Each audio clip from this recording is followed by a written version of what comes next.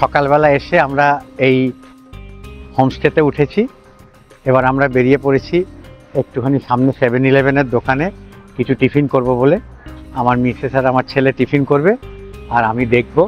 আমি পুরো থাইল্যান্ডটা কিন্তু দেখেই কাটাবো, কেননা আমাকে যেহেতু হোমস্টে নিয়েছি আমি এখানে ওটস, ডালিয়া এবং মুড়ি খেয়ে কিন্তু কাটিয়ে দেবো, কারণ আমার যা প্রবলেম আছে। আর আমি বাইরে এইসব থাইল্যান্ডের খাবার আমি খেতে পারবো না। আমাদের হোমস্টের পাশেই 7-Eleven-এর আউটলেট। মিসেস এবং ছেলে পছন্দ করে তাদের রেডি টু ইট খাবার নিয়ে দোকানের মাইক্রোওভেনে গরম করে নিল। আমি বিস্কুট কিনেছি, ক্রিম কেকার বিস্কুট। এই ক্রিম কেকার বিস্কুট খাচ্ছি। মিসেস ভাত ও চিকেন বয়েল নিয়েছে আর ছেলে ভাত ও ক্যাঁকড়া ফ্রাই নিয়েছে।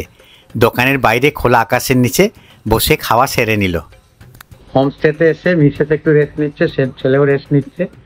সারা রাত্রির ঘুম হয়নি তো, একটু রেস্ট নিয়ে তারপর আমরা 10টার সময় বেরোবো। আর তার মাঝখানে আমি একটু ওটস করে নিলাম। এই হোমস্টেতে সুন্দর বোনচায়নার সব ক্রকারি সেট আছে আর খুবই পরিষ্কার পরিচ্ছন্ন। আমি সেদ্ধ খেতে খুব ভালোবাসি, তাই ওটস সেদ্ধ নুন দিয়ে আমার খুব ভালো লাগে। সকালবেলা আমরা টিফিন করে এসে শুয়ে পড়েছি, এমন ঘুমিয়ে পড়েছি যে একদম 10টা বেজে গেছে, আমাদের দেরি হয়ে গেছে। তারপর রেডি হতে হতে এখন সময় 11টা বাজে। এখন আমরা গ্র্যান্ড প্যালেসে যাব। প্রথমে গ্র্যান্ড প্যালেস দেখব, তারপর ওখান থেকে ডিসিশন নেবো কোন কোন জায়গায় যাব। প্রথমে এটিএম যাব, এটিএমে গিয়ে কিছু টাকা তুলবো। টাকা তোলার পর তারপর আমরা গ্র্যান্ড প্যালেসের উদ্দেশ্যে রওনা হব। সুন্দর রাস্তা দেখুন, একটা কোনো নোংরা নেই রাস্তায়, কোনো প্লাস্টিক নেই, কিছু নেই, চওড়া ফুটপাত। আমরা এখন এটিএম এর খোঁজে চলেছি, দেখি কোথায় এটিএম পাওয়া যায়। এটিএম থেকে টাকা তুলে তারপর গ্র্যান্ড প্যালেসে যাব। আমরা এটিএম এর সামনে চলে এসেছি, এখন এটিএম থেকে টাকা তুলবো। আমার নিয়েও গ্লোবাল কার্ড আছে, ওই কার্ড থেকে আমি ডেবিট কার্ড, ওই ডেবিট কার্ড থেকে আমি 5000 ভাট তুললাম। 5000 ভাট তোলার জন্য আমার কমিশন কেটে নিল 460 টাকা। এই সামনে হচ্ছে বাস স্ট্যান্ড। বাস স্ট্যান্ডে গিয়ে দেখি বাস পাওয়া যায় কিনা গ্র্যান্ড প্যালেসে যাওয়ার, কেননা আমরা যে গ্র্যাবে দেখলাম 110 ভাট নেবে। 110 ভাট মানে মোটামুটি 250 টাকা। তাই জন্য যদি বাসে আমরা পেয়ে যাই তাহলে বাসেই চলে যাব। কি সুন্দরভাবে রাস্তায় গাছে জল দেয়া হচ্ছে, দেখে মনটা খুব বিষণ্ণ হয়ে গেল আমাদের প্রিয় শহর কলকাতার কথা মনে হওয়াতে।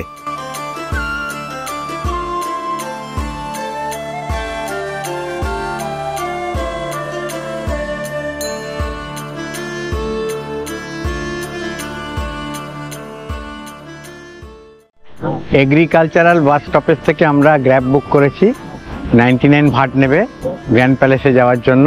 আমরা এখন ওয়েট করছি গাড়ির জন্য, গাড়ি এলে আমরা গাড়ি করে চলে যাব। কেন প্রথমে ভেবেছিলাম বাসে যাব, কিন্তু বাস তো কোনো দেখছি সেরকম ফ্রিকোয়েন্ট বাস নেই, অনেকক্ষণ অপেক্ষা করতে হবে, তাই আমরা গ্র্যাব বুকিং করে নিলাম। আমাদের গাড়ি চলে এসেছে গ্র্যান্ড প্যালেসে যাওয়ার।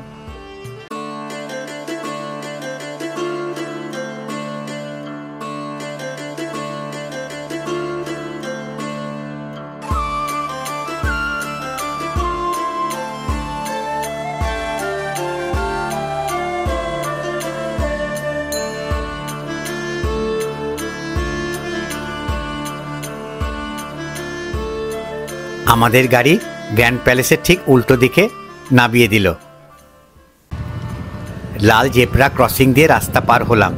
এখানে পথচারী রাস্তা পার হওয়ার সময় গাড়ি এলে চালক গাড়ি থামিয়ে দেয়। সত্যি এত পরিষ্কার পরিচ্ছন্ন কল্পনারও অতীত। কিন্তু আমরা গ্র্যান্ড প্যালেসের প্রধান প্রবেশদ্বারের সামনে চলে এসেছি।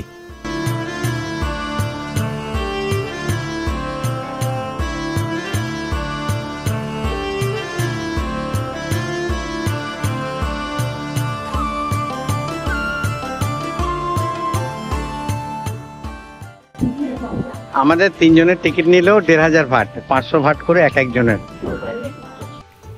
রাজা রামা প্রথম 1782 সালে সিয়ামের রাজধানী শহর হিসাবে ব্যাংকক প্রতিষ্ঠা করার সময় এই গ্র্যান্ড প্যালেসটি তৈরি করেছিলেন। এটি পরবর্তী সম্রাটদের দ্বারা সম্প্রসারিত এবং উন্নত হয়েছিল। প্রবেশ করেই ডান দিকে হাঁটলে দেওয়ালে আঁকা মুরাল দেখতে পাবেন। প্রতিটি প্যানেলে রামাকিয়ানের গল্পের একটি অংশ চিত্রিত করা আছে। রামায়ণ ছিল একটি ভারতীয় মহাকাব্য যা থাই জনগণ গ্রহণ করেছে এবং তাদের নিজস্ব ব্যাখ্যা দিয়েছে। সেটাই চিত্রের মাধ্যমে এখানে ফুটিয়ে তোলা হয়েছে। এটি হলো ফ্রা অতিসাদা মহাচেদিস। প্রাং হলো শ্রদ্ধারযোগ্য এক স্মৃতিস্তম্ভ। গ্র্যান্ড প্যালেসে মোট 8টি প্রাং বা বুরুজ রয়েছে।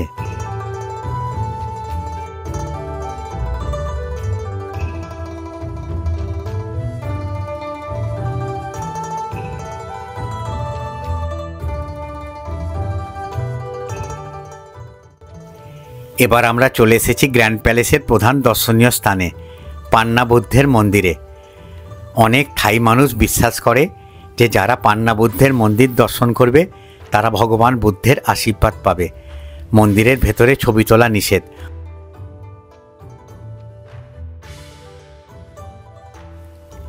মন্দিরের ভেতরে মহান পান্না বুদ্ধ উঁচু বেদির উপরে বসে আছেন। বুদ্ধের মূর্তি 26 ইঞ্চি লম্বা কিন্তু অত্যাধিক শক্তিশালী। মূর্তিটি খ্রিস্টপূর্ব 43 সালে ভারতে তৈরি হয়েছিল। তারপর এটি শ্রীলঙ্কার একটি গুহায় স্থানান্তরিত হয়। সেখানে এটি 500 বছরেরও বেশি সময় ধরে বসেছিল।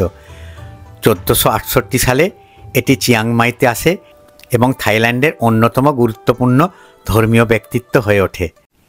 সামনে বিশাল ঘণ্টাকৃতির কাঠামো রয়েছে যাকে ফ্রাসি রত্না বলা হয়। পুরো কাঠামো শক্ত সোনার পাতায় ঢাকা। এটিকে বৌদ্ধ স্তূপও বলা হয়। বৌদ্ধরা স্তূপের চারিপাশে হেঁটে যেতে যেতে প্রার্থনা করেন।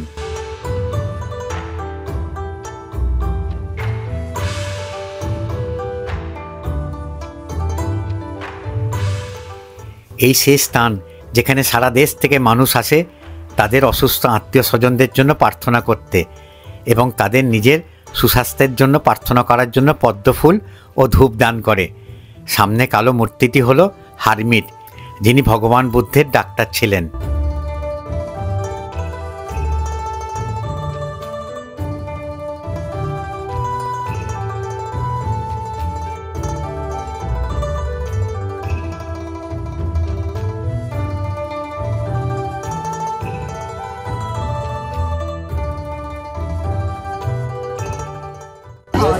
গ্র্যান্ড প্যালেস দেখা হয়ে গেল। নেক্সট আমাদের গন্তব্যস্থল হচ্ছে ওয়াট অরুণ। ওই ওয়াট অরুণে যেতে গেলে আমাদের নদীপথে যেতে হবে। চলুন তাহলে নেক্সট ডেস্টিনেশন যাওয়া যাক। গ্র্যান্ড প্যালেস থেকে বেরিয়ে এলাম আমরা।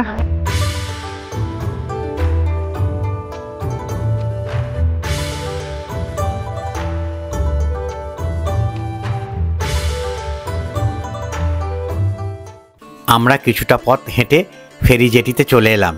ওয়াট অরুণ যেতে হলে আমাদের চাও ফ্রায়া নদীর ওপারে যেতে হবে।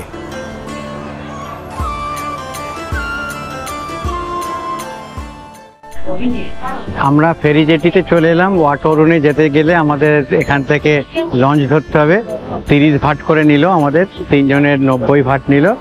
এখন আমরা ওয়েট করছি। ওরা বলল যে 20 মিনিট ওয়েট করতে, 20 মিনিটের পরে আমাদের লঞ্চ আসবে। সেই লঞ্চে করে আমরা ওয়াট অরুণে ডাইরেক্টলি যাব। আমাদের প্রাইভেট ফেরি আসছে, তাই আমরা জেটির দিকে এগিয়ে যাচ্ছি।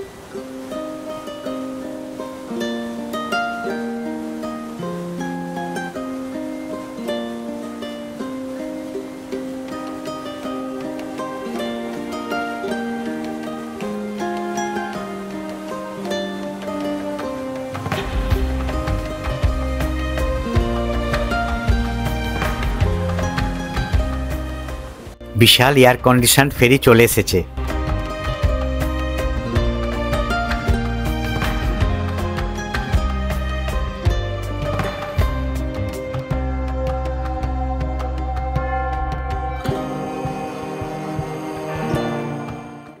পুরো ফেরি কাঁচ দিয়ে ঢাকা আর সুন্দর বসার জায়গা। আমরা চাও ফ্রায়া নদীর এক পার থেকে ওপারে যাব।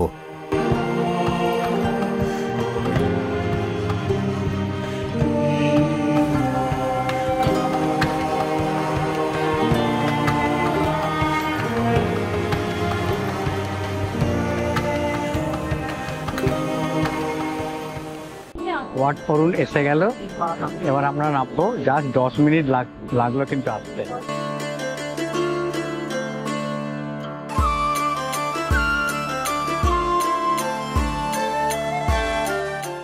নেমে গেছি আমরা ওয়াট অরুণে।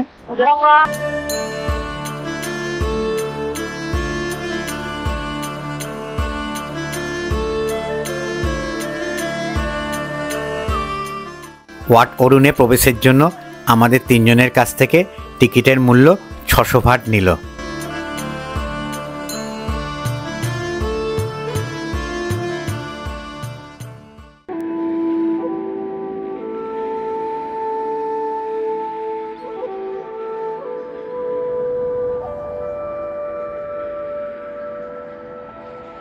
আমরা এবার ওয়াট অরুণের কারুকার্য খচিত প্রবেশদ্বার দিয়ে প্রবেশ করব।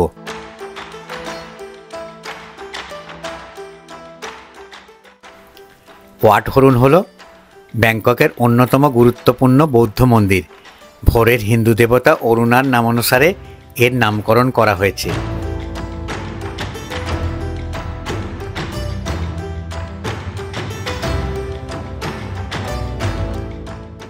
এখানে প্রবেশ করেই দেখলাম থাই মানুষেরা চারিধার দিয়ে ফটো সেশন করছে তাদের থাই ড্রেস পরে।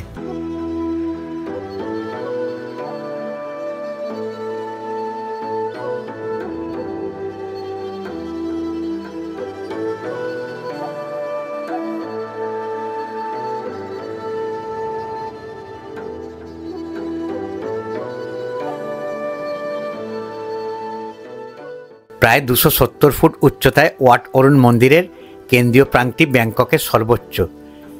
এর আর এক নাম হল টেম্পল অফ ডন। কম্বোডিয়ার অভয়ারণ্যগুলিকে স্মরণ করে খেমার স্থাপত্য শৈলীতে নির্মিত হয়েছিল। উচ্চতম কেন্দ্রীয় প্রাঙ্গটি মেরু পর্বতকে প্রতিনিধিত্ব করে, যা তিব্বতীয় বৌদ্ধ সৃষ্টিতত্ত্বে বিশ্বের কেন্দ্র। 4টি ঘিরে থাকা ছোট প্রাঙ্গগুলির প্রতিটিতে 4টি অভিভাবক দেবতার ছবি রয়েছে।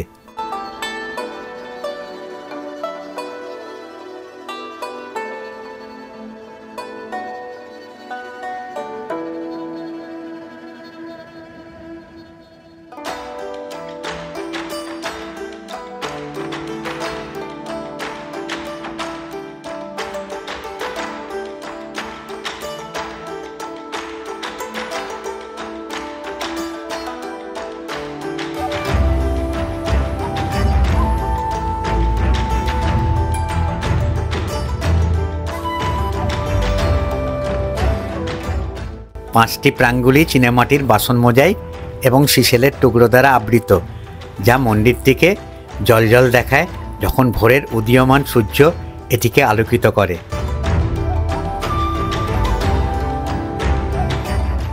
যতটা সম্ভব সিঁড়ি দিয়ে উঠে ওপর থেকে আপনাদের দেখানোর চেষ্টা করছি। সিঁড়ির ধাপগুলো খুবই উঁচু।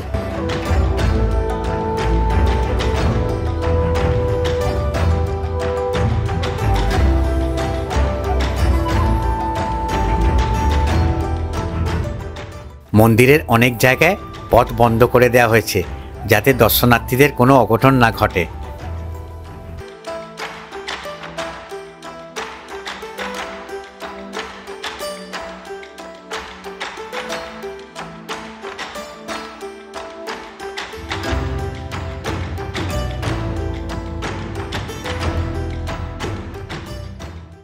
ওয়াট অরুণ দেখা হয়ে গেল। এবার আমাদের নেক্সট গন্তব্যস্থল হচ্ছে ওয়াট ফো। যাবার পথে শুভা আর রিজু একটা করে ব্রেডেড চিকেন খেলো, যার দাম পড়ল 10 ভাট করে।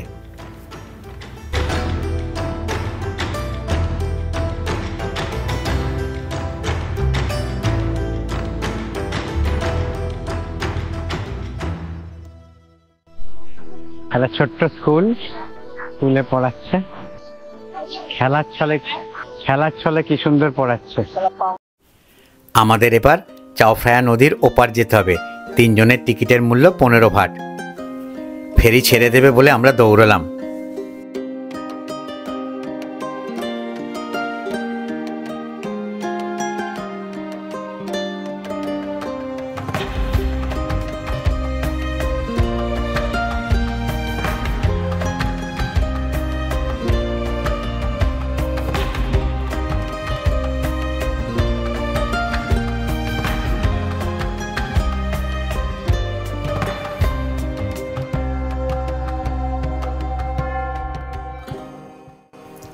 আমরা যে জলপথ পরিবহনের মাধ্যমে যাতায়াত করছি এই নদীর নাম হলো চাও ফ্রায়া নদী, যেটি থাইল্যান্ডের প্রধান নদী।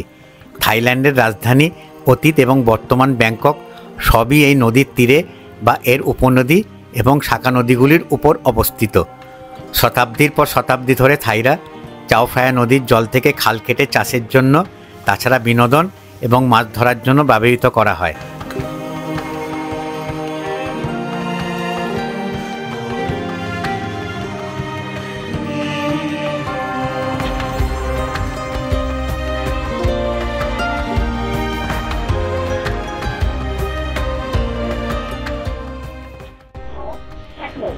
জাস্ট আমরা এপার থেকে ওই পার থেকে এপারে চলে এলাম, 5 ভাট নিল।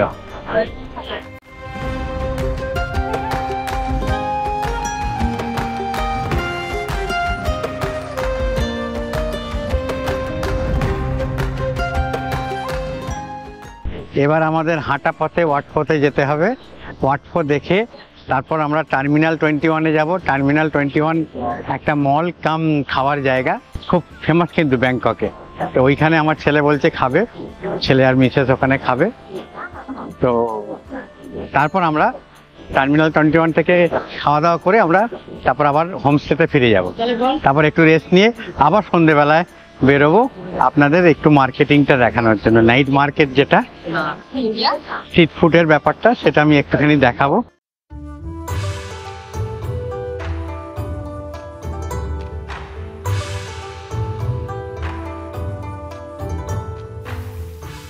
আমরা এবার প্রবেশ করছি ওয়াট ফো বৌদ্ধ মন্দিরে।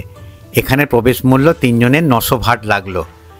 মন্দিরে প্রবেশ করতে হলে এত অর্থ ব্যয় করতে হয়, এখানে সে তা উপলব্ধি করতে পারলাম।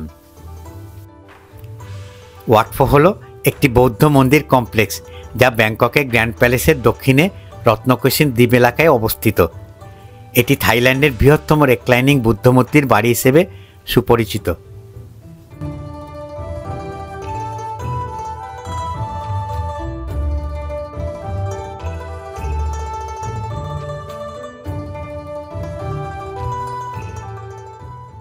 এখানে মূল মন্দিরে প্রবেশের আগে একটা কাপড়ের ব্যাগ নিতে হবে, তাতে নিজের জুতো খুলে রেখে হাতে করে নিয়ে ঘুরতে হবে, যা আমার জীবনে প্রথম অভিজ্ঞতা। ওয়াট ফো থাইল্যান্ডের অন্যতম গুরুত্বপূর্ণ মন্দির। এই মন্দিরটি 16 শতকে নির্মিত হয়েছিল। এই ওয়াট ফোতে থাইল্যান্ডের সবথেকে বৃহত্তম রেক্লাইনিং বুদ্ধমূর্তি রয়েছে। এই রেক্লাইনিং বুদ্ধমূর্তিটি 150 ফুট লম্বা ও সোনার ধাতু দিয়ে মোড়া।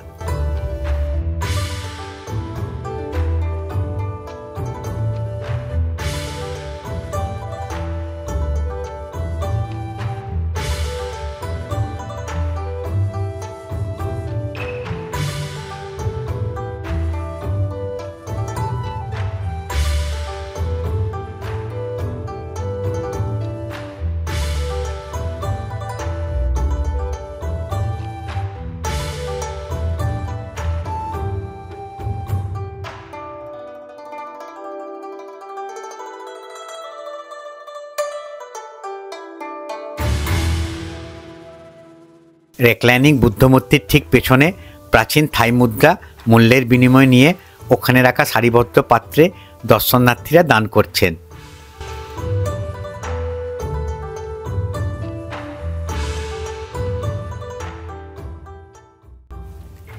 রেক্লাইনিং বুদ্ধ দর্শন করে মন্দির কমপ্লেক্সের ভেতরে অনেকগুলি ছোট ছোট মন্দির, প্যাভিলিয়ন এবং বাগান, সেই সাথে একটা ছোট্ট জাদুঘর আছে। সময়ের অভাবে আর সেইগুলি দেখা হলো না। ওয়াট ফো দেখা হয়ে গেল। এবার আমরা মেট্রো করে টার্মিনাল 21-এ যাব। ওখানে গিয়ে আমার ছেলে এবং মিসেস খাবে, খাওয়া দাওয়া করে আমরা তারপর আমাদের হোমস্টেতে রিটার্ন যাব। তারপর হোমস্টেতে একটু রেস্ট নিয়ে তারপর সন্ধ্যেবেলা আবার বেরোবো। ব্যাংককে দুরকম মেট্রো পরিষেবা আছে, একটা এমআরটি যেটা মাটির তলা দিয়ে যায়, আর একটা বিটিএস যেটা মাটির ওপর দিয়ে যায়। আমরা এখন এমআরটি দিয়ে যাব। রিজু অটোমেটিক মেশিন থেকে টিকিট কেটে নিল সনমচাই স্টেশন থেকে সুকুমভিট স্টেশন অবধি। আমাদের এই মেট্রো স্টেশনটা কিন্তু একদম যেটা হাওড়া থেকে প্ল্যানেট হয়েছে, ঠিক সেই রকম লাগছে আমার কাছে।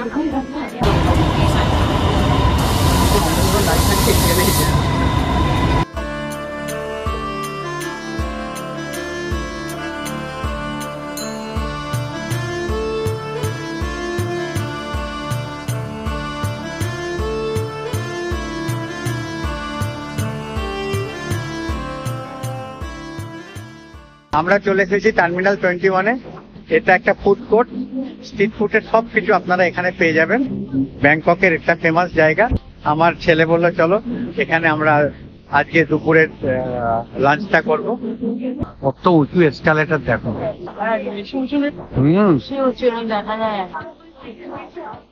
কি সুন্দর দেখো।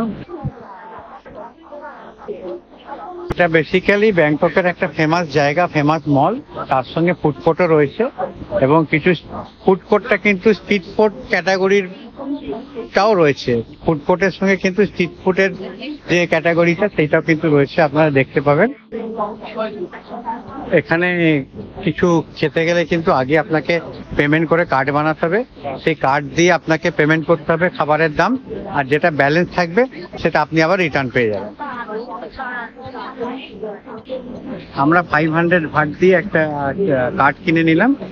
যতগুলো লাগবে, যত টাকা খরচা হবে সেইটা সেই কার্ড থেকে মাইনাস হবে, মাইনাস হয়ে ব্যালেন্সটা কিন্তু আমাদের খাওয়া শেষ হলে আবার কাউন্টার থেকে রিটার্ন পেয়ে যাবো। আমার জন্য আমি গলা ভাত নিলাম দেখুন, আর মিসেস খাচ্ছে চিকেন আর রাইস। ব্যাংককের যে গলা গলার ভাত আছে সেই রকম খাচ্ছে, তার সঙ্গে একটু স্যুপ মতো। আর একটা অর্ডার দিয়েছে ফ্রাইড রাইসের জন্য, কেন কোয়ান্টিটি খুব অল্প, প্রচুর ঘুরেছে, প্রচন্ড খিদে পেয়েছে। আর আমি মুড়ির সাথে গলা ভাত দিয়ে চালাচ্ছি।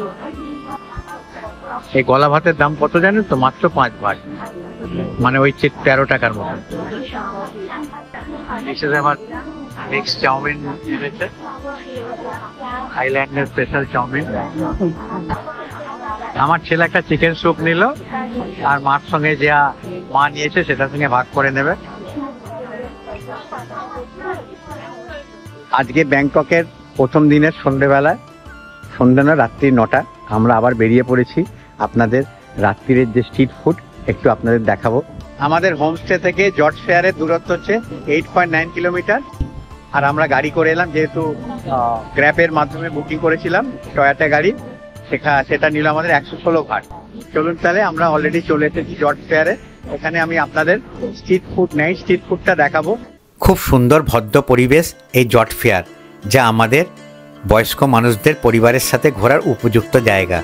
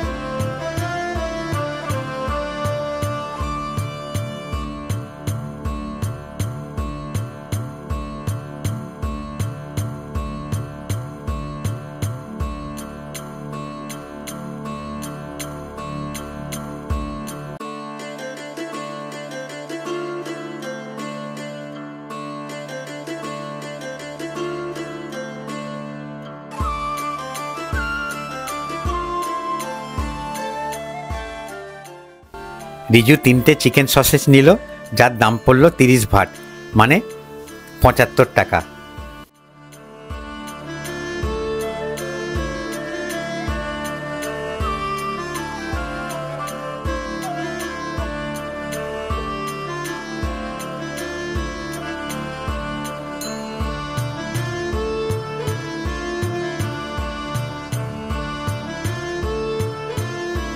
এক দোকানদার আমাকে বিশাল এক শ্রেণীর কাঁকড়া দেখালো, যার নাম হর্সু ক্র্যাব, যা এখনও জীবিত। আপনি চাইলে সাথে সাথে রান্না করে দেবে।